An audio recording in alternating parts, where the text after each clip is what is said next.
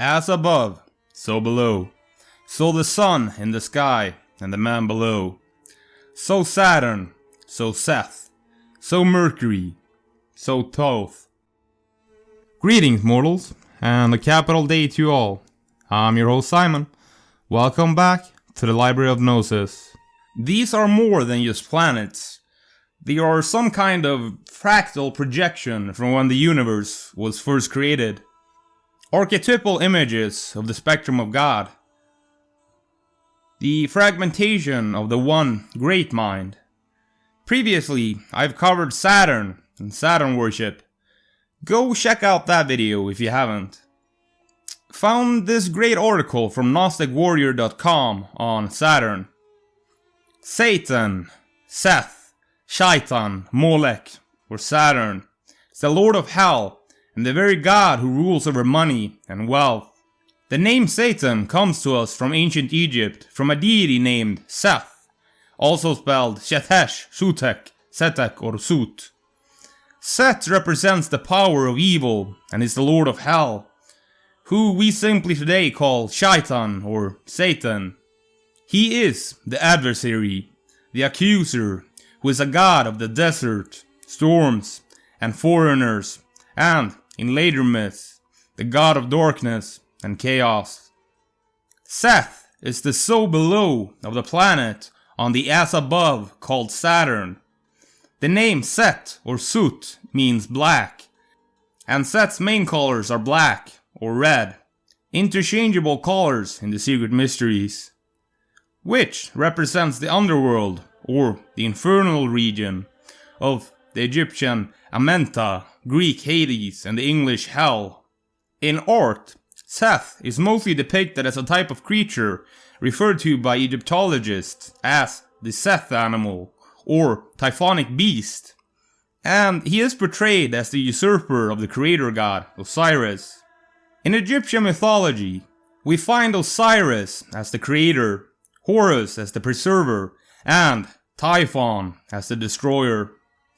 Osiris is the so below, son of the gods from the planet on the as above named Jupiter, the king of all planets, who went by such names as Zeus in Greece, or Yahweh and Adonai in Israel. Since ancient times, Jupiter and Saturn had always warred with one another over supremacy. Just like in Egyptian mythology, there is Osiris and Seth, or in the Abrahamic religions with Cain and Abel. It is Seth, who we know today as Satan, Saturn, who killed and mutilated his own brother, Osiris, Jupiter. Seth was also identified by the Egyptians with the Hethite deity Teshub, who was a storm god like Seth. The Greeks later connected Seth with Typhon because both were evil forces, storm deities, and sons of the earth that attacked the main gods. In the Bible, we find Job, Genesis, and elsewhere released for the 7 periods of a cycle during which Horus battles with them. Satan or Saturn is referred to by Job as an archangel, one of the sons of God who became the tester, the adversary, or the accuser. Satan, Seth, is the deity who is the adversary of truth, wisdom, love, and light, who seeks to destroy all that is good. Satan's day is Saturday or Saturn Day. This is the Jewish Sabbatai, which is Hebrew for the English Sabbath, meaning Saturn. Sabbatai, Saturn, rules over poverty, misery, illness, and sickness, destruction, internal ailments, and sin. The title of this treatise is, quote, The Wisdom of the Chaldeans. References to Chaldean astronomy is very rare in Hebrew writings. Quote, referred to in the oldest astronomical books, the Beriata, the Rabbi Samuel, chapter 9, is devoted exclusively to the interpretation of the astrological importance of each of the 7 planets. Each is minutely described as ruling over some occurrence or other. Sabbatai, or Saturn, rules over poverty, misery, illness, and sickness, destruction, internal ailments, and sin. Sabbatai is first in order, and is said in the Book of Creation to have been created on the first day of the week. The author of that work must therefore have commenced his week on Saturday. The other 6 planets are the Sun, Venus, Mars, Mercury, the Moon, and Jupiter.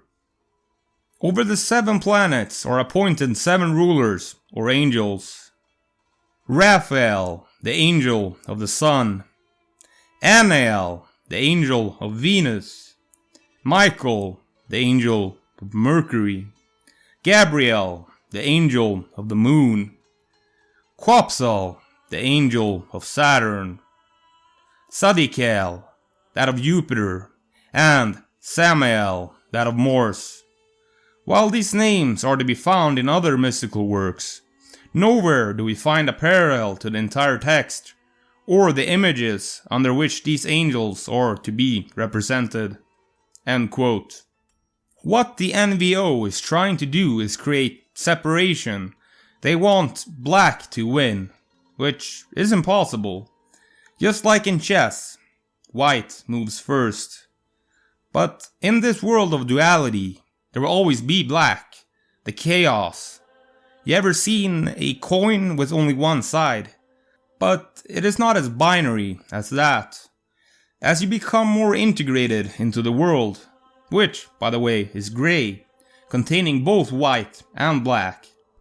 But as you pull more of the darkness into the light, the world becomes a different hue of grey. From ancient Egypt, we have the story of the 2 brothers, Seth and Osiris. Seth is the younger brother of Osiris. White moves first, like I said. He is the duality that was created. Seth was jealous, just like Lucifer in the Bible was jealous and wanted the kingdom for himself. So, he murdered his older brother, just like Cain and Abel. But Osiris' wife, Isis, with the help of Seth's wife, Nephthys, resurrected Osiris for long enough for Isis to bear a child with him. Horus, who is the spiritual reincarnation of Osiris. The phoenix rising from the ashes. But Seth also had a positive role, where he accompanied Ra on his barge to repel Apep, the serpent of chaos. Seth had a vital role as a reconciled combatant. The Romans used to call Saturn the star of the sun, and Saturn is associated with mother worship, the black goddess, Kali. They each just worship different aspects of the planets, like the Illuminati are worshipping the fallen angel aspect of the second sun, which will light up to bring in the world to come. The Illuminati have actually been tricked into worshipping a trickster god. I'd like to imagine that the 2 stars are the eyes. Eyes as in I am, and eye as in the organ of God. The eye of Horus and the eye of Thoth. The black sun of Saturn is actually Atom winking, and the Milky Way galaxy is his smile. The alchemical process is described like this: nigredo, albedo, and rubedo, which is black, white, and red. What are the colors of Saturn? I'll let you draw your own connections. I want to leave you with a mantra you can use to clean up your mind and the environment around you. The mantra is, "Whoa!" You might recognize that this is the same sound people use when calming down horses. Try it out. Might help you as well. Thanks for watching. I'll catch you next time, mortal. I am the only one waiting for the sun. Thanks for listening. See you next time, mortal. You can also find me on Odyssey, Rumble, and BitChute.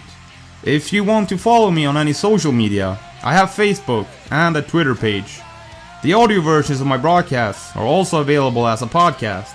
Just search for Library of Gnosis on your podcast provider of choice. I produce everything myself, from research, writing, narration, and editing. All my work is available for free, and I'd like my work to remain as free and open as possible to the masses. But due to the need for advertisers, I will forever be bound to self-censorship. I bet you've learned more from some of my 20-minute videos than you have from a 2.5-hour Hollywood blockbuster movie. And in total, I have produced many hours of content. If you have money to spare and want to help me be able to express myself more freely, do consider donating to me to help out, either monthly on Patreon or a one-time donation at PayPal. You can find links in the description to everything. The amazing song in the background is Waiting for the Sun by D. Van, sung by my friend Greger Andersson. You can find them on Spotify and Instagram. Links also in the description. Waiting for the sun. Waiting for the sun. Waiting for the sun.